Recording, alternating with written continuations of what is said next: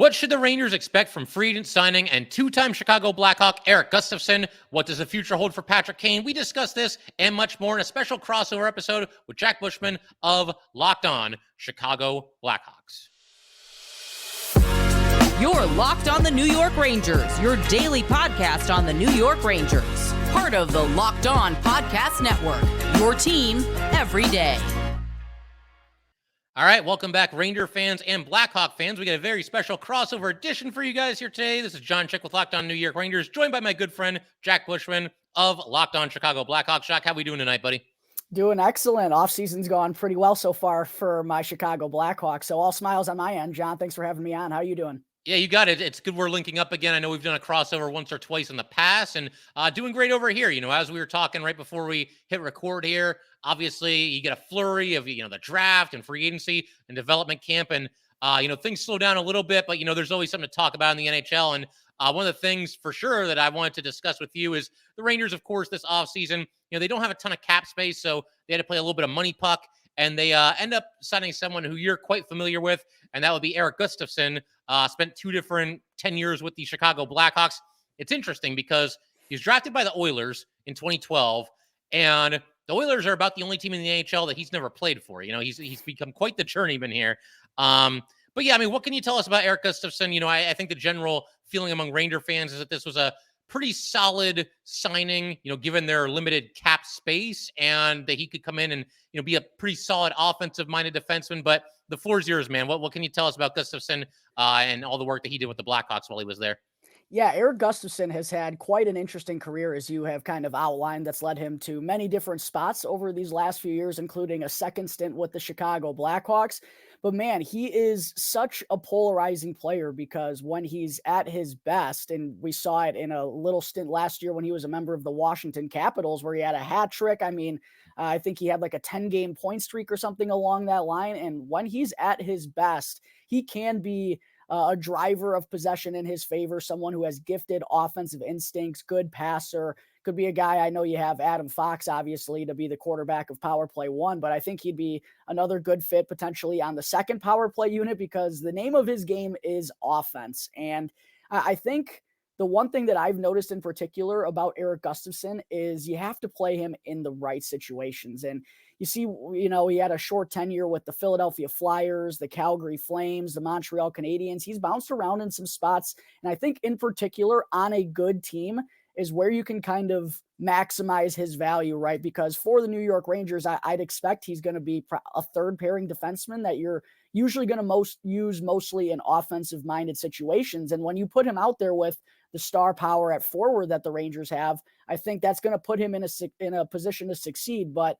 I thought it was interesting to see that during his stint with the Capitals last year, he averaged 20 minutes per game. I do not think that's a role that you can give Erik Gustafsson and expect him to succeed at because defensively, he is a liability. That's not the strength of his game. But if you could play him 14, 15 minutes a night and kind of use him in the right spots, offensive faceoffs, like I said, maybe be the quarterback for the second power play unit. There is a lot of upside there, and we've seen it with the numbers that he put up last season with Washington, and who could forget the 17-goal season that he had with the Chicago Blackhawks a handful of years ago, and that was when he was being the number one guy on the power play and just kind of feeding it to the triangle of Alex DeBrincat and Patrick Kane. And I think if you put him in those roles, he can put up good offensive numbers, but don't get it twisted. He is not, the strength of his game is not in the defensive zone. So if you use him wisely and put him in good spots with good players, I think Erik Gustafsson could be a very good value signing for a team like the New York Rangers, who just didn't have a lot of flexibility this offseason. Their hands were a little bit tied. I think they can afford to take a chance on a player like Erik Gustafsson on this deal. Yeah, for sure. That's kind of how I looked at it. The price was right. And, given that he's probably going to be playing on the third pairing and probably, the sixth defenseman overall, I think it's fine to roll with him. But you mentioned that obviously he's known as an offensive defenseman. That is the strength of his game. Is there any reason in your estimation, again, you saw him two different stints with the Blackhawks, 4 seasons the first time, just 1 season the most recent time. But is there any reason, other than, I guess, maybe being a little bit of a defensive liability, why he's bounced around the league so much, why he can't seem to find a home anywhere? Or is that just kind of the nature of the beast in the NHL and some guys just become journeymen? Yeah, I think it could be a couple of different things, right? Like I mentioned, maybe the right situation for him and putting him in those right spots. Not every team has been able to afford that, and that's kind of why I hinted out better teams, or at least better offensive minded teams that can use him to their strengths. That could be a reason for that. Not every team necessarily has handled him properly. I also think there's a confidence thing to be said about it because like I mentioned earlier, we saw him go on that point streak with the Washington Capitals this year, and it almost feels like when he has it going, he's playing at a super high level and has that confidence in his abilities. And in his second stint with the Blackhawks, it felt like he was a little bit caught in between a lot and unsure of himself and wasn't exactly positive on maybe when to pinch up, or just got caught in between on some decisions and maybe wasn't trusting his instincts. I know that's a little bit cliche of a phrase to say, but I think there could be something to be said about that with a defenseman like Erik Gustafsson, who can get it rolling like we saw last season in his favor. So that would be my guesses, but I also do think a really big part is just putting him in the right spots and giving him those right opportunities. Yeah, for sure. And it's interesting that, you mentioned obviously kind of his career resurgence that he had while he was playing with the Capitals last season. And something that gives me hope, and I think it should make Ranger fans excited as well, as far as how Gustafsson's going to do here. He did that with Peter Laviolette on the Washington Capitals. And of course, that's who the Rangers hired this offseason. So I get the feeling that Laviolette thought highly of him. Obviously, the GM makes all those moves, but I like to think that, Drury at least picked Laviolette's brain a little bit and said, can you work with this guy? Can he be a good fit here? And hopefully, there was a positive answer from Pierre Laviolette. And we also were talking about, the third pair rolling. I'm wondering, when he was at the Blackhawks, was he always in a third pair kind of a role? I mean, I know he played on the power play a little bit, but as far as even strength goes, was it always, out there on the third pairing, or did he creep into the top four from time to time? How did it go in both stints where he was with the Blackhawks? Yeah, so that second stint with the Blackhawks was quite an interesting year. They were kind of wasn't anyone really set in stone on the defensive blue line, especially on that left side for the Blackhawks. So there was a lot of mixing and matching. He did get some opportunities to play up on the top pairing, but never really went in his favor, I would say. And I just don't think that's necessarily the role that you want. You have to be careful with the spots you're going to put him in, because defensively, like I said, I would even go as far to classify Erik Gustafsson as an offenseman, because that's really what you're signing him for. So I do think that third pairing spot is where you essentially want him to be on a really good team. I did mention he played 20 minutes for the Washington Capitals last year, so maybe I'm completely wrong on that. And look, this is kind of how Erik Gustafsson's career has gone, right? Just when you think he's absolutely cooked, he goes and puts up 38 points in 60 games for the Capitals. He's capable of having those sporadic moments, and that's what makes him so polarizing, is because he has those flashes. I think he more so as a player lies somewhere in the middle. Probably not the, 40, 50 point defenseman that he's shown he's capable of, but also not a seventh, eighth defenseman journeyman that's kind of been passed around. I think he's somewhere in the middle, and that's why I kind of think the Rangers are a good spot for him. And you referenced the connection with Peter Laviolette there. I think that even makes it a smarter addition, knowing that you can get a guy who, and I referenced the confidence, playing under Peter Laviolette, I mean, put up really good numbers there, had to have some confidence, and Peter Laviolette was willing to give him a really big role. So I think there's something to that as well for the New York Rangers in the signing. Yeah, fingers crossed for sure. How about, what can you tell him? We're not really all that familiar with him. We haven't really seen, him interact with his teammates or do interviews or anything along those lines. Because obviously he just got to the Rangers. But what can you tell us about him, like personality wise? Like, is he somebody that's like all business? Does he keep things loose a little bit? Anything that you can kind of remember from his time with the Blackhawks there, and how he fit in with his teammates? Yeah, he's super loose, super good guy. I mean, he's a Swede. There's no such thing as a bad Swede out there, right? But he always seemed very lighthearted, didn't take anything too seriously. I actually remember there was one incident where Charlie Roumeliotis, who's a beat writer for NBC Sports Chicago here for the Blackhawks, and there was a thing going on where every time he interviewed Erik Gustafsson before a game, he went out and scored a goal. And Gustafsson even referenced it in an interview with Charlie. He's like, you need to keep coming around before the games because it's got some good luck on me. So no, he's a good dude, likes to keep it light. I think will be a great fit in the locker room. Absolutely.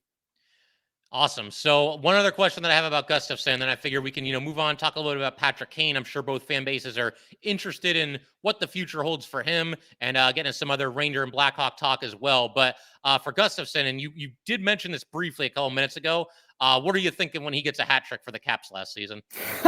Oh my gosh. It was quite the sight to be seen on Twitter, considering Blackhawks fans have had a very interesting relationship with Erik Gustafsson over the years. I mentioned that 17-goal season that he had. Man, feels like forever ago. I think it was 2017, 2018. The Blackhawks passed up on an opportunity to potentially trade him for a first-round pick, which sounds ludicrous, but that could have been the receiving end of an Erik Gustafsson trade. They wind up holding off, and it doesn't work in their favor. They get a third-round pick for him from the Calgary Flames, and then little did we know he'd be winding up back with the Chicago Blackhawks, as very many did during the Stan Bowman era. He kind of had a weird thing where he just always loved to try and run it back. So, yeah, it's been an interesting couple of stints here for Erik Gustafsson. Who knows? Maybe we're even in store for a third, the way he's kind of bounced around all over the place. I was just going to say that, man. He's only on a 1-year deal this year, and we know how he bounces around the league. I mean, I'm at the point I'd be surprised if he doesn't wind back in Chicago, at least for another season somewhere along. He's only, like 31, so he'll be back there sooner or later. Yeah, be careful, John. You're going to give some Blackhawks fans a heart attack out there. Oh, man. We don't want that. We're going to keep everything rolling in just a second here, though. Thank you for the intel on Erik Gustafsson, somebody that, Ranger fans certainly have heard of, but maybe we didn't know a whole lot about. And thank you again for doing this, Jack. In just a second, definitely want to keep everything rolling here. We want to shift the attention a little bit to Patrick Kane, talk a little bit about what might be next for him. I think it's anybody's guess, but we will get to that in just a second. First, though, we do have to let everybody know that today's episode of Locked On New York Rangers and Locked On Chicago Blackhawks is brought to you by FanDuel. Take your first swing at betting MLB on FanDuel and get 10 times your first bet amount in bonus bets, up to $200. That's right. Just bet $20 and you'll land $200 in bonus bets, win or lose. That's $200 you can spend betting everything from the money line to the over-under to who you think will hit the first home run. All on an app that is safe, secure, and super easy to use. Plus, when you win, you can get paid instantly. There is no better place to bet on MLB than FanDuel, America's #1 sportsbook. So sign up today and visit FanDuel.com/LockedOn to get up to $200 in bonus bets. That's FanDuel.com/LockedOn. FanDuel, an official partner of Major League Baseball. And Jack and I just want to thank everybody for making Locked On New York Rangers and Locked On Chicago Blackhawks your first listen every day. We are free and available on all platforms, including YouTube. And so, Jackie, I figure we might as well shift our attention to Patrick Kane. Obviously, a lot of, salary cap gymnastics and speculation, just general drama last season from getting Patrick Kane from the Blackhawks over to the New York Rangers in that trade. And obviously, mixed results for Kane in New York. He's now a free agent and had the hip surgery and everything. And, I just want to get your opinion, Jack, because Ranger fans were really divided on Patrick Kane right from the moment that speculation began that he would come to New York, right up to current day. So did you have any thoughts on the Kane situation last season? And what was it like for you to see, the Chicago sports icon playing on a different team last year? Yeah, it was pretty surreal, and it really didn't resonate fully almost until I saw him suit up in that first game in a Ranger sweater. As a guy who was basically my childhood hero and the guy who really was the forefront of me getting into hockey and me falling in love with the Chicago Blackhawks. Yeah, it was absolutely crazy, and it was a weird feeling, though. It almost felt like, well, everyone knew that it was going to happen. The writing had been on the wall, and a lot of us had been thinking the New York Rangers were the team it was going to happen with. It still felt like leading up to it that it wasn't going to happen, even though I knew deep down, and we all did everywhere, it still felt like, man, for all these guys have done and for how long the run has been, it just felt like it was really crazy. And like I said, a little bit surreal, but it was expected at the same time. There was so much talk going up to the year with both he and Jonathan Toews set to become unrestricted free agents for the first time in their careers. The Blackhawks heading, in a different direction. It was sad to see, but at the end of the day, it was understandable. And I get Kyle Davidson, while he has this offseason gone out and added veterans like Corey Perry and Nick Foligno, and there have been some Blackhawks fans saying, well, wait a minute, why didn't we just keep Jonathan Toews or Patrick Kane around? We're still adding veteran presence. Right. There is something about wanting a new group of leaders to kind of emerge here with the Blackhawks, because there always is going to be that thought about the golden era, if you will, from 2010 to 2015 under Jonathan Toews' helm and with Patrick Kane doing so much of the heavy lifting. It felt like it was kind of the right time for the change in the tides and to usher in a new era of Blackhawks. So it was difficult, but it was expected. Maybe that made it a little bit easier, honestly, just because we had talked about it for so long. When it finally happened, it was like, okay, it's not like it was anything shocking as much as it was still groundbreaking news. But yeah, kind of just an interesting time. Obviously, it's a little bit easier of a pill to swallow now, knowing that the Blackhawks won the 2023 NHL draft lottery and have selected Connor Bedard. That makes it a little bit easier, and our time of grieving wasn't as much as it could have been. So yeah, it was a crazy time though, for sure. But I really did always feel like it was the New York Rangers move to make. And I was actually going to ask you, like, how did the fan base kind of react to Patrick Kane's tenure and that kind of experiment? Because I've seen some people on Twitter, and listen, I know Twitter is a very volatile place to say the least, but No, not Twitter. No way. it felt like some Rangers fans were maybe not aware that Patrick Kane was dealing with something. And I felt like that was kind of something that maybe didn't get talked about enough, but us Blackhawks fans, at least, it had been something that had kind of just been whistling along in the weeds, that Patrick Kane was going to need a procedure at some point. And then as we got closer to the deadline, everyone kind of realized it was his hip. But what did everyone kind of, or Rangers fans, think about the Patrick Kane experiment? Was it a split, like you said? Were there people upset at Patrick Kane? What was kind of the feeling about that whole thing? Yeah, it's interesting, man. Like we talk about every now and then, I'll mention a term that I'll use on here is like polarizing Rangers. Ever since the start of Locked On New York Rangers, there have been a couple of different players that have kind of come and gone over the years where the fan base is really divided. Jacob Trouba is one that I think is a great example of that. Some people love the old school snarl. Other people can understand why we're paying him $8 million a year. I think Ryan Strome, when he was here, some people were happy with him as the second center. They loved the chemistry that he had with Panarin. Others didn't feel like he had enough of an all-around game. Patrick Kane, man, might, top all of them in terms of polarizing Rangers. And as I was just talking about a second ago, it pretty much began before Kane ever even got here. As soon as the speculation kicked up that, Kane might be here, everybody had their mind made up immediately. Either this guy is going to launch us to the Stanley Cup and nobody's going to be able to stop us, or this guy, we don't want him. He's got the hip injury. He's had some off the ice things, years and years ago. We don't want this guy anywhere near our team. And as is usually the case, Jack, I think the truth kind of lays somewhere in the middle. Kane overall, you look at the playoff series, he did a lot better than a lot of the Ranger forwards. A lot of Ranger forwards and just players in general underperformed. I want to say Kane ended up with like 6 points in 7 games, something along those lines. And I know he was dealing with the hip issue. We didn't see a whole lot of like Patrick Kane, the guy that has won 3 Stanley Cups and has won all these awards and is probably the best American player ever. Certainly he's at least in the conversation for that. Game 2 against the Devils completely took over the game. It was awesome. And we're thinking like, okay, here we go. Patrick Kane. Didn't really see it again the rest of the series. So, again, the fan base was a little bit divided.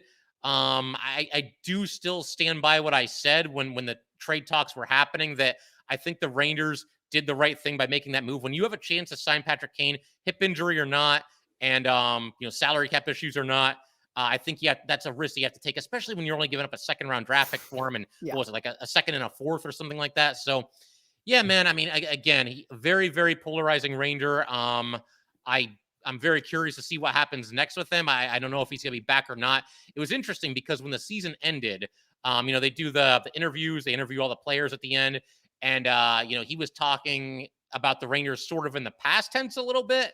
And then somebody, the reporters always ask, is there any chance you would stick around? And at that point, he kind of brightened up a little bit and was like, yeah, if they want me back, I'd love to, at least think about it, kind of thing. One thing that was interesting, though, and some people agree with me on this, other people say I'm seeing something that wasn't there. I don't know that Kane ever really gelled with his Ranger teammates. Anytime we saw him on the bench, it seemed like he was just kind of staring into space. And I don't know. I mean, I know him and Panarin are buddies back from their days in Chicago, but I just have this feeling, and granted, we're not behind closed doors. We don't see everything that happens. Something just never quite clicked between him and his new teammates. And maybe part of that is he's been with Chicago forever. It's obviously new and different, and he's so used to being the guy in Chicago. I don't know, but it was definitely an interesting tenure, and I'm going to be very curious to see what happens next with Patrick Kane. That is for sure. Yeah, I think we all are. I do wonder if the Rangers, I mean, to be fair, Patrick Kane has always kind of seemed like a little bit of a spacey guy on the bench. I don't know if that's maybe that's it. Yeah, it could be, quite honestly, but I also wondered, like, he was getting bounced around. It felt like, at least from an outsider perspective, and this was another question that I wanted to talk about to you as well. it felt like the Rangers could never find what forward lines they wanted to go with. And it felt like he never found his guys. And really, when he was in Chicago, he always had guys, whether it was Artemi Panarin or Nick Schmaltz when he was here for a little bit, or Dylan Strome and Alex DeBrincat. It always felt like Patrick Kane had those guys, and he never really was able to find that, consistency or those consistent line mates ever with the New York Rangers, at least from my opinion. Yeah, I would definitely agree with that. And honestly, Jack, I mean, you hit the nail on the head there as far as the Rangers being kind of trigger happy last season with their line combinations. If an adjustment needs to be made from time to time and you want to move this guy up the lineup because he's playing well, these two guys don't seem to be clicking, so let's break them up. I get that, but it felt too many times last year, before Kane got here and after, that they were just kind of throwing things at the wall and seeing what stuck. Gallant, the first year that he was with the Rangers, he would shift the line combinations occasionally, but you could at least see the logic when he would do it. The second year, I think he kind of lost some fans a little bit with the constant shuffling of the lines. And to your point, yeah, Patrick Kane was just like everybody else. He bounced up and down and all over the lineup. Initially they put him with Panarin, and then I think the feeling was they were almost trying a little too hard to force passes to each other. So then they put Kane on the top line with Zibanejad and Kreider. And, again, mixed results for Patrick Kane, regardless of who he was playing with. But yeah, I think overall there was a little too much line juggling, really, with the Rangers as a whole, and certainly with Patrick Kane as well. You'd want him to get used to his new surroundings and let him stay on the same line for at least a game or two. Give it a little bit of a chance to gel. Right, and even from a Blackhawks, as I mentioned, Patrick Kane was my childhood idol.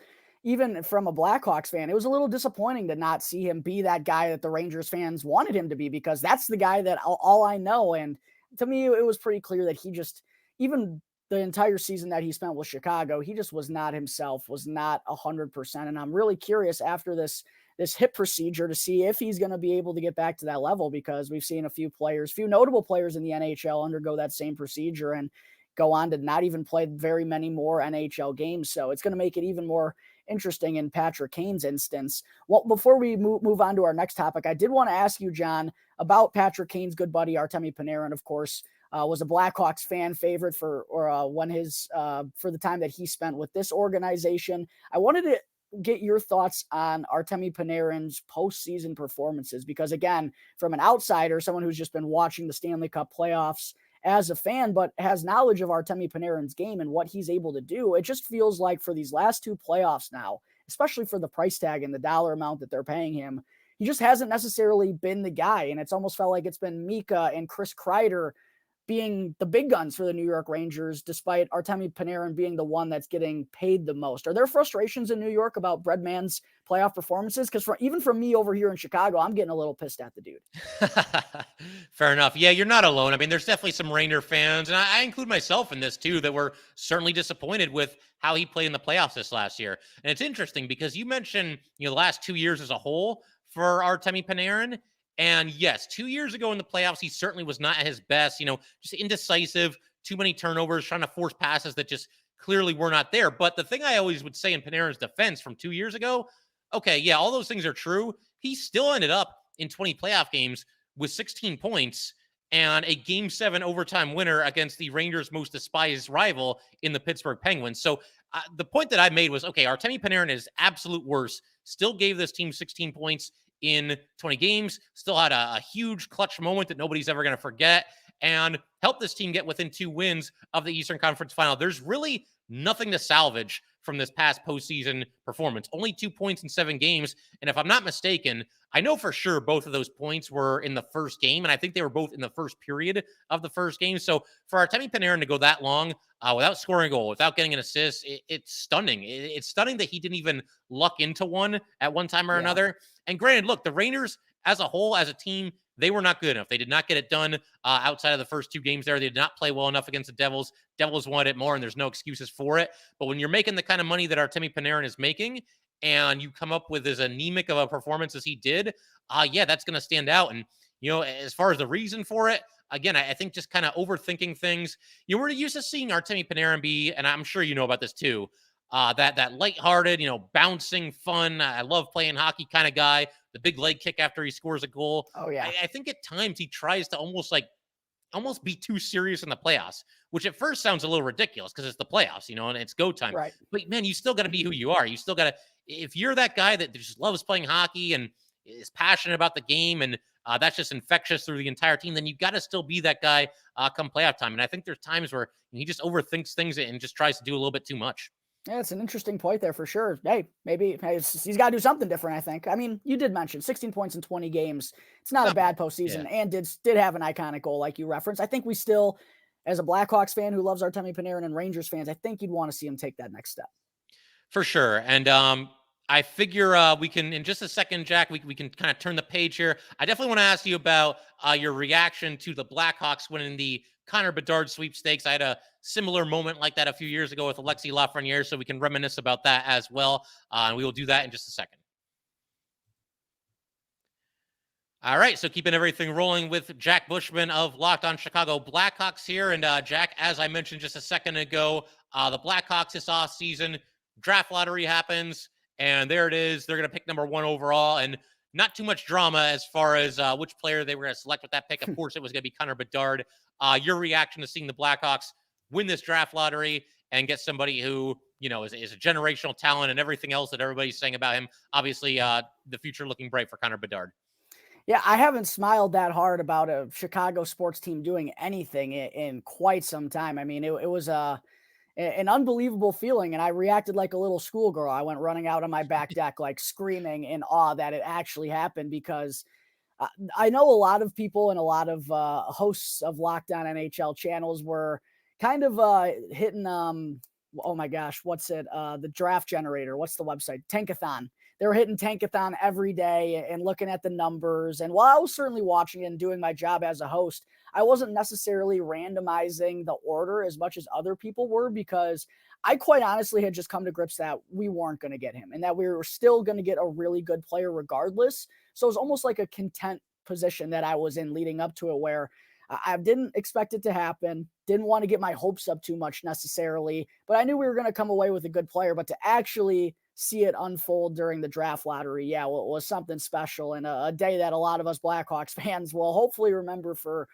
quite a long time, because getting the opportunity to take a special player and a special person like Connor Bedard first overall, it's going to do massive things to this rebuild. It has a buzz around the city of Chicago that we really haven't felt since 2015, 2016, at least for this Blackhawks team. So a lot of excitement for the first time in a while. And excitement has not been a word that has been used around the Chicago Blackhawks franchise for the last few years. So yeah, probably the happiest day in my tenure as host of Locked On Blackhawks, John.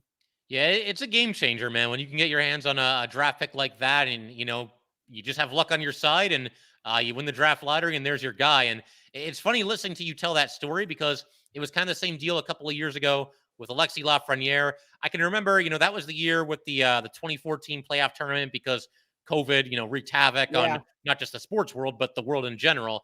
And so, you know, we knew that a team that lost in the qualifying round was going to pick number 1 overall. And there's some Ranger fans saying, oh, they should just lose. They should just lose. I'm like, dude, like, you can't root against your team, first of all. And secondly, even if they do lose, they got a 1 in 8 chance. It's probably not going to happen. Right. And then they lose. And I'm watching the draft lottery, and I actually have it recorded on my phone. I should probably post it on YouTube or something. But, you know, I'm watching the draft lottery, and, you know, they pick the ball out of the machine, and I see the logo, and I see some blue, but I'm not sure. You know, the Leafs are in there. Maybe it's the Leafs.